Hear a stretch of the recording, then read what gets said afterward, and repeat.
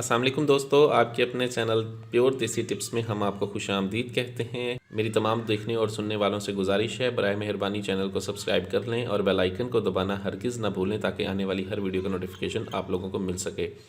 दोस्तों, मैं आपकी खिदमत में हकीम जावेद हाजिर हूँ। आज आप लोगों की खिदमत में रॉड की लंबाई, मोटाई, सख्ती के लिए एक और नुस्खे के साथ हाजिर हूँ। इस नुस्खे के इस्तेमाल से रॉड में बढ़ोतरी होती है, रॉड में लंबाई होती है, रॉड में सख्ती आती है। ये नुस्खा जो है वो रॉड की लंबाई के लिए ख़ास तौर पर बहुत ही ज़बरदस्त नुस्खा है। ऐसे तमाम तर अफराद जिनके रॉड छोटे हैं उनके लिए नुस्खा बहुत आला है। ये रॉड को लंबा करते हैं और रॉड की रगों को खोल के उनमें कुदरती तौर पर ग़िज़ा जो है वो फ़राहम होती है, ठीक है, और रॉड लंबा होता है। इस नुस्खे में 3 चीज़ों के इस्तेमाल के अलावा 2 रुकनियात का हम इसमें इस्तेमाल करेंगे, ठीक है। सबसे पहले हमारे पास जो चीज़ है वो है बेरबूटी। बेरबूटी का हमने इसमें इस्तेमाल करना है 2 तोला।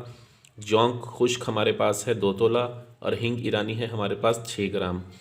हमने सबसे पहले जो है वो जौंक को जो है खूब अच्छी तरह से बिल्कुल बारीक पाउडर बनाना है, ठीक है। पाउडर बनाते वक्त इसको पाउडर बनाते वक्त अपने नाक पर कोई कपड़ा ज़रूर रखें, क्योंकि इसकी जो है वो खुश्क होकर उड़ता है और नाक पे चढ़ता है।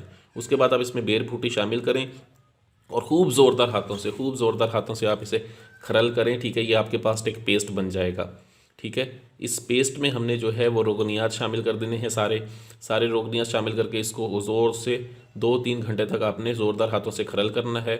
ज़ोरदार हाथों से खरल करने के बाद हींग को भी आप डाल दें और इसको 1 दिन के लिए धूप में रखें। 1 दिन के लिए धूप में रखने के बाद आप इसको कढ़ाई में डालें।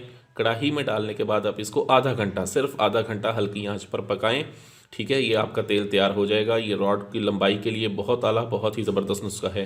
वीडियो अच्छी लगी हो तो इसको लाइक करें, वीडियो को शेयर ज़रूर कर दिया करें ताकि दूसरे लोग भी इससे फ़ायदा उठा सकें। मुझे अगली वीडियो तक के लिए इजाज़त दें। अपनी सेहत का बहुत ख्याल रखें। शुक्रिया। अल्लाह हाफिज़।